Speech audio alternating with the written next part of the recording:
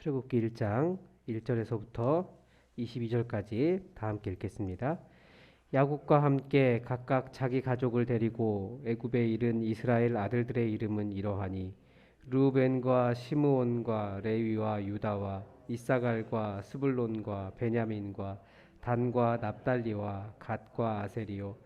야곱의 허리에서 나온 사람이 모두 70이요. 요셉은 애굽에 있었더라. 요셉과 그의 모든 형제와 그 시대의 사람은 다 죽었고 이스라엘 자손은 생육하고 불어나 번성하고 매우 강하여 온 땅에 가득하게 되었더라. 요셉을 알지 못하는 새 왕이 일어나 애굽을 다스리더니 그가 그 백성에게 이르되 이 백성 이스라엘 자손이 우리보다 많고 강하도다. 자, 우리가 그들에게 대하여 지혜롭게 하자. 두렵건대 그들이 더 많게 되면 전쟁이 일어날 때에 우리 대적과 합하여 우리와 싸우고 이 땅에서 나갈까 하노라 하고 감독들을 그 위에 세우고 그들에게 무거운 짐을 지워 괴롭게 하여 그들에게 바로를 위하여 국고성 비돔과 라암셋을 건축하게 하니라. 그러나 학대를 받을수록 더욱 번성하여 퍼져나가니 애굽 사람이 이스라엘 자손으로 말미암아 근심하여 이스라엘 자손에게 일을 엄하게 시켜 어려운 노동으로 그들의 생활을 괴롭게 하니 곧 흙 이기기와 벽돌 굽기와 농사의 여러 가지 일이라. 그 시키는 일이 모두 엄하였더라. 애굽 왕이 히브리 산파 십브라라 하는 사람과 부하라 하는 사람에게 말하여 이르되 너희는 히브리 여인을 위하여 해산을 도울 때에 그 자리를 살펴서 아들이거든 그를 죽이고 딸이거든 살려두라. 그러나 산파들이 하나님을 두려워하여 애굽 왕의 명령을 어기고 남자 아기들을 살린지라. 애굽 왕이 산파를 불러 그들에게 이르되 너희가 어찌하여 이같이 남자 아기들을 살렸느냐. 산파가 바로에게 대답하되 히브리 여인은 애굽 여인과 같지 아니하고 건장하여 산파가 그들에게 이르기 전에 해산하였더이다 하니 하나님이 그 산파들에게 은혜를 베푸시니 그 백성은 번성하고 매우 강해지니라. 그 산파들은 하나님을 경외하였으므로 하나님이 그들의 집안을 흥왕하게 하신지라. 그러므로 바로가 그의 모든 백성에게 명령하여 이르되 아들이 태어나거든 너희는 그를 나일 강에 던지고 딸이거든 살려두라 하였더라. 아멘.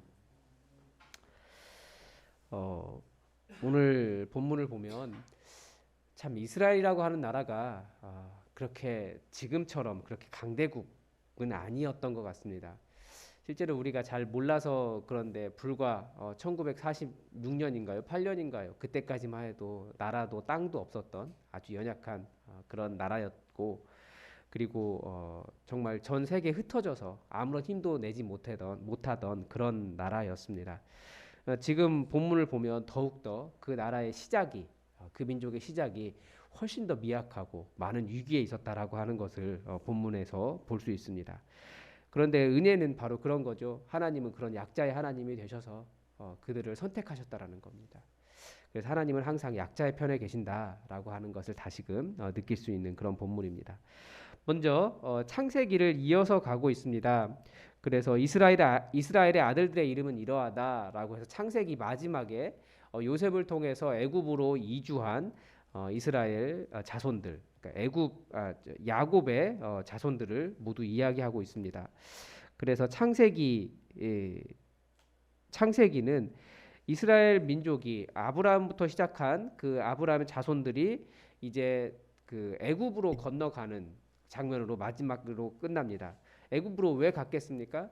하나님께서 그 연약한 아브라함의 자손들, 이삭, 야곱의 그 자손들을 그 애굽이라고 하는 좋은 터전 속에서 이렇게 많이 흥왕하게 하시는 거죠. 5절에 보면 그 야곱의 허리에서 나온 사람이 모두 70이다라고 이야기하고 있는데 나중에 뒤에 가보면 72라고도 이야기를 합니다. 정확한 숫자는 뭐 다 셀 수가 없는 거죠. 그런데 한 70 정도, 72 그 정도 되는 것으로 그렇게 볼 수 있습니다. 그리고 8절에서 보면 이제 이 백성에게 위기가 일어납니다. 그 전까지 6절까지 보면 요셉과 그의 형제와 그 시대 사람은 다 죽었다라고 이야기하죠. 그리고 새로운 세대가 일어났습니다. 바로 요셉을 알지 못하는 새 왕이 애굽에서 일어난 겁니다. 요셉이 어떤 사람인지, 요셉이 어떤 일을 행했는지, 그들을 어떻게 살렸는지 이런 것들을 전혀 모르는 왕이 나타났습니다. 그런데 그 이스라엘 자손이 그 온 땅에 매우 번성한 것을 보고 위기감을 느낀 거죠. 아, 이 백성 이스라엘 자손이 우리보다 더 많다, 더 강하다. 정말 그랬을까라는 생각이 들기도 하지만 그렇게 위협이 될 정도로 이스라엘 백성들이 매우 현명하고 또 여러 가지 일에서 일을 잘했다라고 하는 것을 또 알 수 있습니다. 하나님의 은혜였다라는 거죠. 두려움이 무엇이었냐면 전쟁을 하면 대적들과 합해서 내부에서 반란이 일어나서 우리가 이 땅에서 망하고 이 사람들은 밖에 나가지 않겠느냐, 뭐 그런 생각을 했던 것 같습니다. 근데 내부에서 그렇게 대적과 합해서 싸우게 되면 그 땅을 차지하지 왜 그 땅을 나가겠습니까? 약간은 좀 뭐라고 할까요? 정말 두려웠다라고 하는 것보다 그 다음에 나오는데 그 욕심인 거죠. 무슨 욕심이겠습니까? 이스라엘 자손을 노예로 삼고 싶은 거예요. 국력이 강력하고 뭔가 이렇게 건축 업적 같은 걸 해야 되는데 피라미드 같은 거 세워야 되는데 일꾼이 없으니까 야, 이스라엘 자손들 일꾼 쓰면 노예로 쓰면 딱 좋겠다 그런 거죠. 그리고 실제로 바로가 이제 국고성 비돔과 람셋을 건축하게 됩니다. 그래서 이 당시에 그 바로의 이름이 람세스라잖아요. 그 람세스가 이 람셋입니다. 우리 발음으로 람셋이라고 쓰고 있는데 이게 람세스입니다. 람세스라는 이름은 우리가 여러 번 들어보셨을 겁니다. 그런데 오히려 이스라엘 자손들은 학대를 많이 받았습니다. 그런데 더욱더 번성했습니다. 그러니까 그 오히려 더 애굽 사람들이 걱정이 되는 거죠. 학대를 해도 더 번성을 하게 되니까. 그래서 어려운 노동으로 그들 생활을 괴롭게 했습니다. 그래서 그 어렵게 한 것이 흙 이기기와 벽돌 굽기와 농사의 여러 가지 일이다라고 이야기하고 있는데 얼마나 많은 일을 시켰는지 힘들었는지 알만합니다. 그래서 조금 뭐 2장에 가보면 또 다른 이야기가 나오지만 그런데 하나님의 은혜로 오히려 학대를 받을수록 더욱 번성하여 퍼져나갔습니다. 그 이유가 무엇인가에 대해서 이제 15절부터 설명을 합니다. 왜 그러냐면 그 애굽 왕이 히브리 산파 십브라와 부하라고 하는 사람에게 명령을 했습니다. 해산을 할 때 아들이거든 그를 죽이고 딸이거든 살려두라라고 말을 합니다. 이 두 사람만 히브리 산파가 훨씬 더 많겠죠. 어떻게 두 사람이 그 많은 사람들을 감당할 수 있겠습니까? 그렇지만 그런 어떤 뭐라고 할까 대표성을 보여주는 거죠. 더 큰 위기가 발생한 겁니다. 그런데 그 위기를 극복할 수 있었던 이유가 무엇인지 이 두 사람을 통해서 보여주는 거예요. 그게 뭐냐면 산파들이 하나님을 두려워했다라는 겁니다. 이 두려워함, 하나님을 두려워한다라고 하는 말은 하나님을 경외한다라고 하는 뜻입니다. 하나님에 대한 경외는 어디에서부터 시작합니까? 생명을 함부로 대하지 않는 생명에 대한 경외함에서부터 시작합니다. 그래서 하나님 함부로 사람을 죽이지 않는 것, 생명을 소중히 여기는 것, 이것을 이 산파들이 기억해서 어찌 이 같은 일을 하겠느냐라고 하면서 남자 아기들을 살렸습니다. 애굽 왕이 산파들을 불러서 야단을 쳤죠. 그렇지만 이 19절에서 보면 산파가 히브리 여인들은 애굽 여인과 같지 않아서 건강해서 산파가 도달하기 전에 해산을 합니다라고 핑계를 댑니다. 그래서 하나님께서 그 산파들에게 은혜를 베푸셨고 그 백성은 계속해서 번성했습니다. 그 이유를 본문에서 계속 강조하고 있습니다. 그게 뭡니까? 21절에 보니까 그 산파들은 하나님을 경외하였으므로. 그러니까 단순하게 두려움, 하나님을 무서워함, 공포 이것이 아니라 하나님을 경외하는 것은 공포가 아니에요. 하나님의 말씀을 존중하고 하나님께서 살아계시다고 하는 것을 인정하면서 하나님을 경외하는 것입니다. 그래서 하나님께서 그들에게 복을 주셨는데 하나님이 그들의 집안을 흥왕하게 하신지라.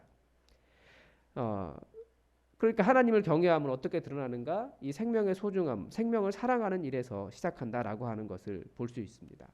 그래서 인간이 깨어진 잔인함이 다 이 세상의 잔인함이 생명을 소중하게 여기지 않는 거잖아요.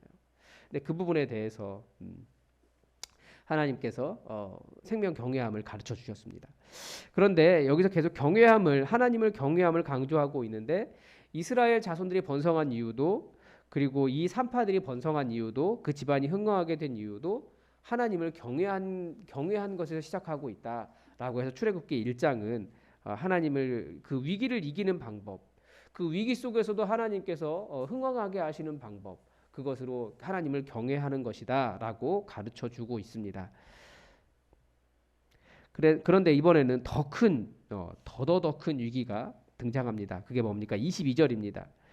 너희는 이제는 아들이 태어나거든. 네, 아들이 태어나거든. 이제 나일강에 던지고 딸이거든 살려두라라고 했습니다. 이것도 참 이상한 명령이죠. 요즘 같으면 더 이해가 안 되지만 아무튼 딸만 살려두라고 딸만 살려두고 아들은 다 죽이라라고 그 모든 이스라엘 백성들에게 명령을 했습니다. 그래서 1장은 정말 이 이스라엘 백성이 얼마나 미약한가, 얼마나 아무런 힘이 없는가, 그리고 실제로 얼마나 많은 아들들이 이 명령에 따라서 나일강에 던져졌을까. 우리가 모세를 통해서도 보지만 그런 정말 슬픈 역사를 가지고 있는 것이 이스라엘 자손들입니다. 그런데 그 가운데서도 하나님을 경외할 때 하나님께서 흥왕하게 하신다라고 하는 것을 본문을 통해서 볼 수 있습니다. 그래서 오늘도 한번 말씀을 우리가 같이 읽었는데, 그리고 설명을 들었는데 눈을 감고 함께 묵상해 보셨으면 좋겠습니다. 여러분 성경을 읽으면 꼭 묵상을 하셔야 됩니다. 눈을 감고 묵상해 보십시오. 왜 그러냐면 말씀과 함께, 성령님은 말씀과 함께 오십니다. 그래서 우리가 말씀에 집중하고 말씀을 통해서 성령님께서 뭐라고 말씀하시는지 귀 기울이면 성령님께서 말씀하시기 시작합니다. 그래서 우리가 우리 안에서 역사하시는 성령님의 음성을 듣는 연습들을 이 말씀을 통해서 해 나가시기 바랍니다. 그래서 오늘은 복음서가 아니기 때문에 본문에서 발견하는 중요한 것은 하나님 나라의 일이에요. 구약 성경, 신약 성경 바라보는 관점은 하나님 나라의 일입니다. 그래서 하나님의 나라가 어떻게 성취되고 있는가, 하나님의 나라를 어떻게 이루어 가시는가, 그것을 한번 보시고, 하나님의 나라는 무엇이겠습니까? 하나님의 주권이에요. 우리의 주권보다 하나님의 주권이에요. 그리고 우리는 하나님의 백성으로서 하나님의 백성, 우리에게 어떤 일을 행하시는가, 그리고 하나님의 땅이라고, 온 세상이 하나님의 땅이지만 그 하나님의 땅이 어떤 식으로 확장되고 하나님의 주권이 그 땅에서 이루어지는가, 이것을 집중하시기 바랍니다. 그리고 하나님 나라의 확장을 위해서 오늘 우리가 깨달은 것이 무엇인가 한번 생각해 보시기 바랍니다. 예수님께서 제자들에게 마지막으로 주신 명령이 그것입니다. 너희가 온 백성의 빛이 될 것이다 라고 하는 말씀 풀어주시면서 온 세상에, 온 열방에 하나님 나라 계속해서 확장시켜 나가라 라고 말씀하셨는데, 그러면 이 본문을 통해서 우리가 오늘 하나님 나라를 어떻게 확장할지에 대한 생각을 함께 해주시기 바랍니다. 그리고 항상 말씀을 묵상하실 때는 하나님께서 우리를 사랑하신다라고 하는 절대적인 원칙을 잊지 마시기 바랍니다. 그래서 하나님의 사랑을 사랑하시는 대로 받아낼 줄 아는, 드러낼 줄 아는 것도 그것이 우리 모든 능력의 시작입니다. 그래서 하나님께서 우리를 사랑하시는 그 뜻을, 그 음성을 그대로 한번 받으시기 바랍니다. 우리 다 함께 기도하겠습니다.